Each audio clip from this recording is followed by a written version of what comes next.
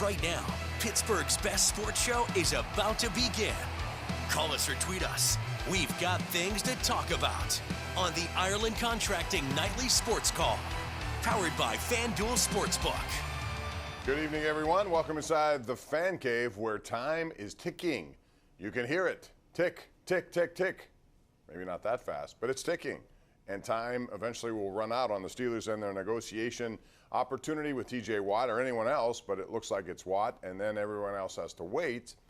But that's led to a lot of concern among Steeler fans and people who cover the team about what's going to happen with TJ Watt. Bob Pompeani here, joined tonight by Chris Mueller of 93.7 The Fan. And Chris, we talked about this earlier, but so far it appears that nothing is imminent, and they have had this happen to them before where they go all the way down to the 11th hour and finally get it done. Knowing that, it makes me believe they'll still get something done, but you have to be at least now raising an eyebrow about how long this process has taken, because I think most of us thought it would be done rather quickly after the preseason ended.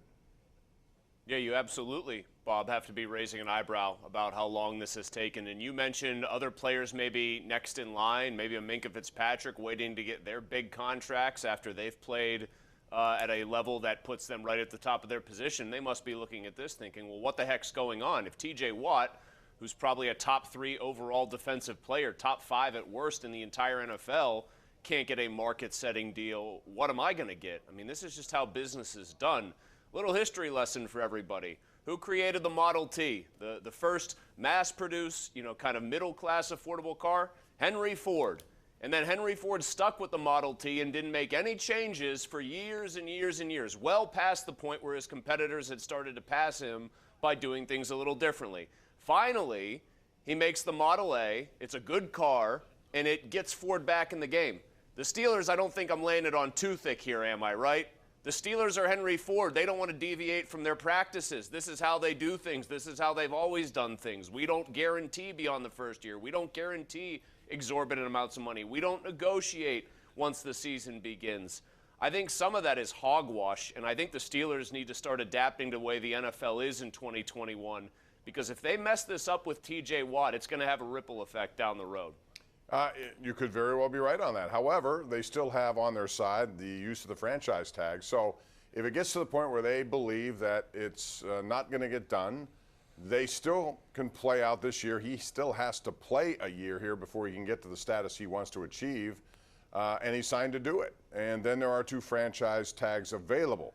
I'm sure, because I know, talking to some of those guys, they do not want to go down that road, but it is available to them. It's something the players agree to. What chance of that do you think will happen?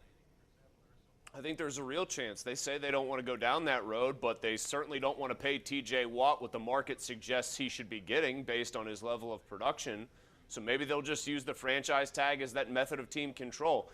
What's really frustrating about this situation is people have compared it a little bit to Le'Veon Bell wanting more guaranteed money. The Steelers at least had a leg to stand on there in the sense that it wasn't really good business and hasn't been good business for a while to give running backs that second big contract because of the durability issues, the fall off, and we've seen obviously Le'Veon Bell probably won't even be on an NFL roster. He just worked out for the Ravens.